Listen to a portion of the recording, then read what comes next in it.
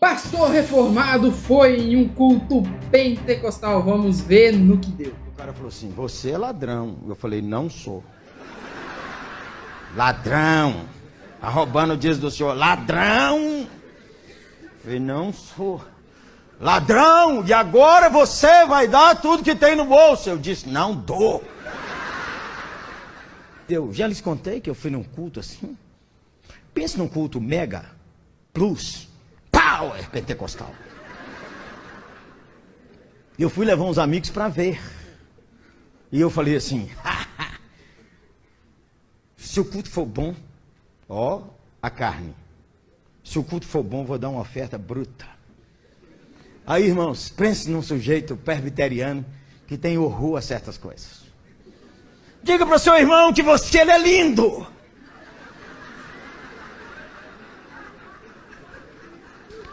E eu sentei separado dos meus amigos. Nós não conseguimos lugar para todo mundo. Sentou um atrás, o outro aqui, o outro aqui, o outro aqui. Eu no meio.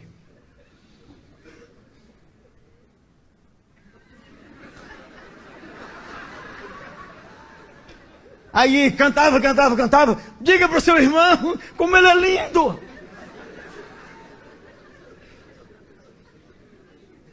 E cantou. E mandou falar lindo umas, sei lá quantas vezes. Aí, irmãos, veio a oferta. E o cara falou assim: você é ladrão. Eu falei: não sou. Ladrão. Tá roubando o dízimo do senhor. Ladrão. Eu falei: não sou. Ladrão. E agora você vai dar tudo que tem no bolso. Eu disse: não dou.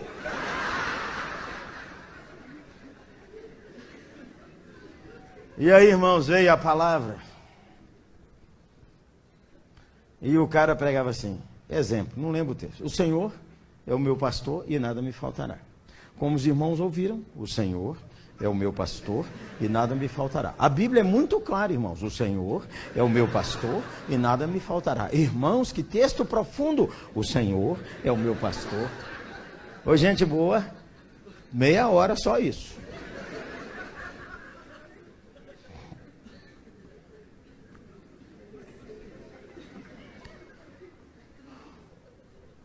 Aí nós saímos. Quando nós saímos, eu falei com os caras assim, estava tão irritado, que eu falei assim: que culto, hein? O primeiro cara disse: maravilhoso, Jeremias. Maravilhoso. Eu estava tão derrubado, tão ruim, que quando os irmãos ministraram: você é lindo, eu escutei a voz de Jesus falando: você é lindo, você é maravilhoso, eu te amo. Um outro nem deixou terminar e disse: Jeremias, quando o cara falou ladrão, eu falei: eu sou mesmo, eu não estou dando dízimo, eu estou escondendo, Deus me achou, Deus me pegou, tem 6 meses que eu não dou um real naquela igreja, ladrão, Deus me falou, Deus me repreendeu. E o outro disse assim: eu, muquirana, avarento. Quando o cara falou: dê tudo que tem no bolso, eu dei tudo que tinha no bolso. Eu nunca tinha tido essa experiência com Deus. E chorando.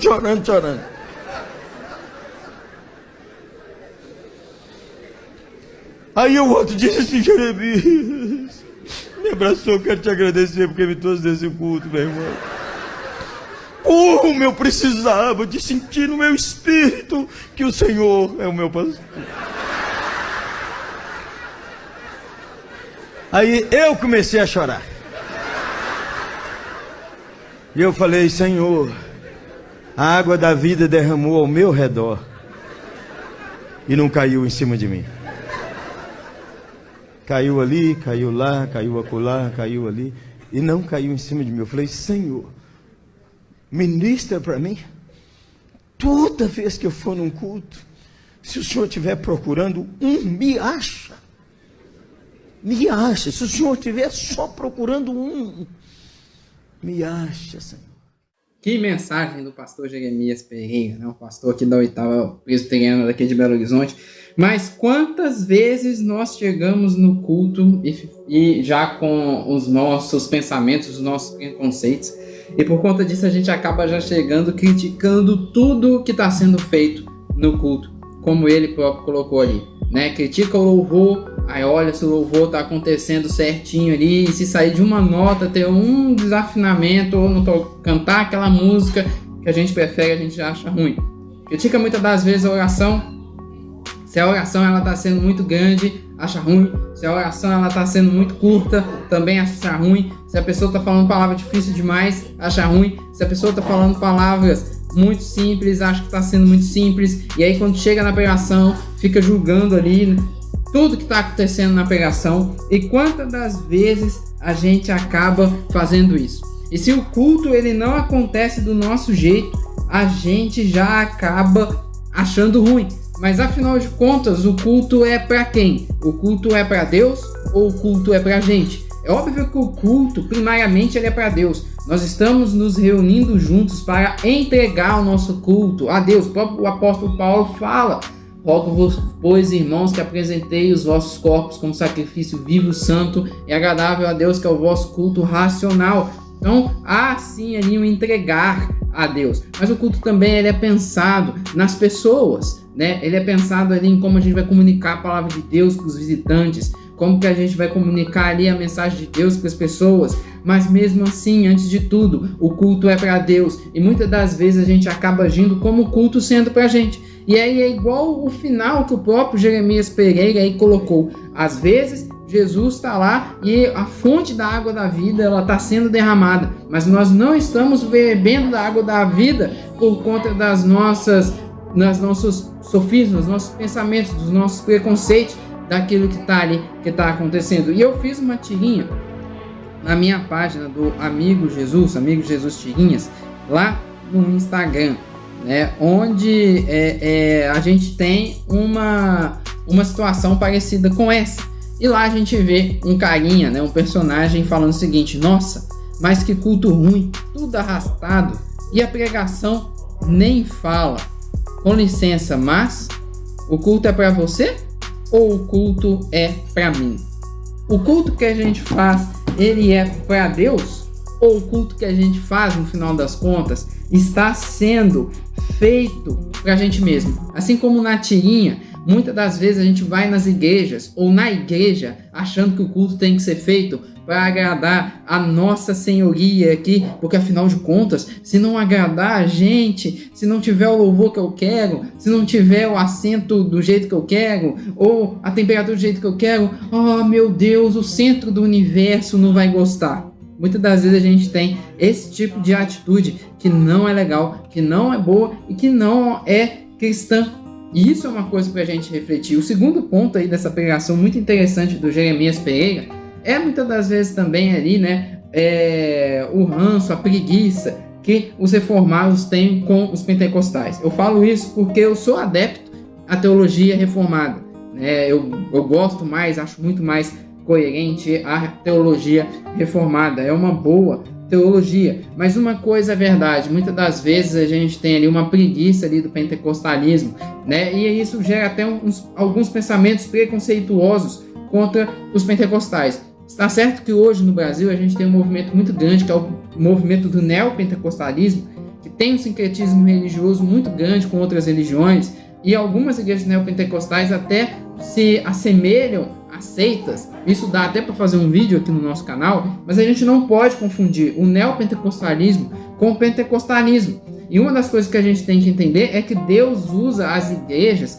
para falar e para fazer a obra dele. E Deus usa também o pentecostalismo para levar a mensagem de Cristo. Quanto de nós que hoje somos reformados não nos convertemos em igrejas pentecostais? Quantas igrejas pentecostais têm feito aí muitos trabalhos sociais que muitos reformados não têm feito? Isso é a maior realidade. Se você for ver, a maior parte das igrejas pentecostais estão em regiões pobres, estão em regiões muitas das vezes de mais baixa ali, faixa econômica, e eles estão nesses locais e muitas das vezes fazendo trabalhos sociais incríveis. Então, por mais que a gente os critiquem, eles muitas das vezes acabam fazendo aquilo que a gente não está fazendo, né? E aí a gente esquece muitas das vezes que Deus também tem os usado para fazer ali a obra deles e levar aí o evangelho a muitas pessoas.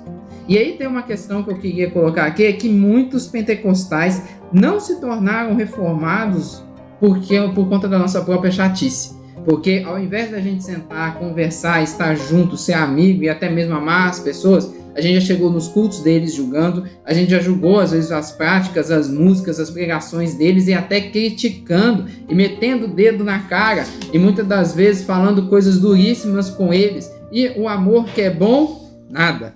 E aí a gente tem que aprender muita coisa aí, como o próprio Jeremias. Ele foi ali no culto e ele teve uma presença ali tão marcante que mudou os amigos deles. E aquilo que Deus ministrou nos amigos dele acabou sendo ministrado a ele também. E muitas das vezes a gente tem essas atitudes que não são legais. E aí um terceiro aspecto que eu quero colocar aqui também nesse vídeo e comentar acerca do vídeo do próprio Jeremias, é que eu fui no comentário desse vídeo, eu vi esse vídeo primeiramente ali no X, no antigo Twitter, e eu vi muita gente criticando o humor do Jeremias. A primeira coisa que a gente precisa entender é, para quem conhece o Jeremias, ali tá engraçado, mas ele não tá ali fazendo graça. Essa que é a primeira questão. Ele tá falando sério com o público. E muitas das vezes ele tá falando sério com o público. Ele não tá falando ali, não tá falando assim para fazer graça. Ele tá falando de forma séria, o público que tá rindo.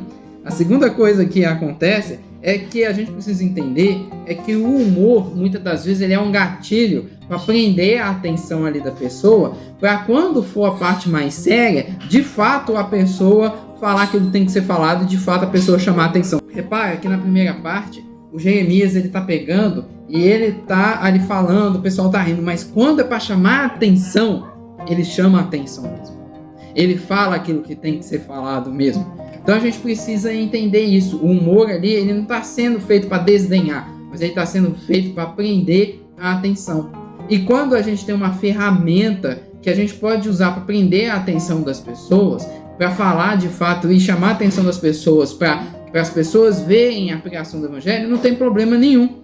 Parece que tem muitas pessoas, e aí tá a chatice dos reformados, que acham que toda pregação tem que ser sisuda, toda pregação tem que ser séria, toda pregação tem que ser lenta. E aí a gente cria uma santidade onde não tem necessariamente ali uma santidade.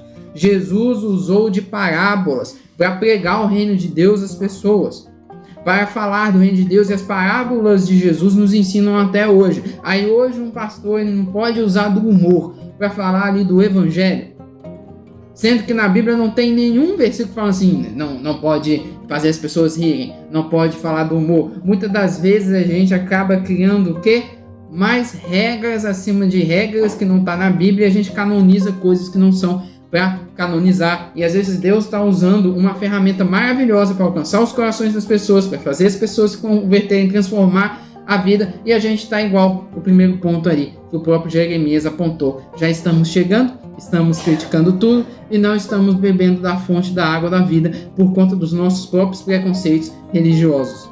E aí eu vejo que nós criamos as nossas próprias regras além da Bíblia e canonizamos elas e revestimos elas como se fossem de fato ali ideias bíblicas. Mas afinal de contas, será quem que nós temos adorado? Será que nós temos adorado a Jesus? Ou será que nós estamos adorando a nós mesmos disfarçados de Jesus? Reflita nisso, porque pode ser isso que pode estar acontecendo. Para você que não me conhece, meu nome é Rafael Loures. Seja bem-vindo aqui no canal do Amigo Jesus, canal que a gente fala sobre teologia, vida cristã, amizades na igreja, relacionamentos na igreja. E também tem uma ferramenta que também é uma parábola para falar de Jesus, que são os super-heróis cristãos, Supermanos e o Warrior. Se você quiser conhecer, é sensacional essas duas ferramentas aqui. A Warrior é uma história em quadrinhos incrível, que é uma personagem que descobre que ela pode voltar no tempo, ela decide voltar para um lugar no passado.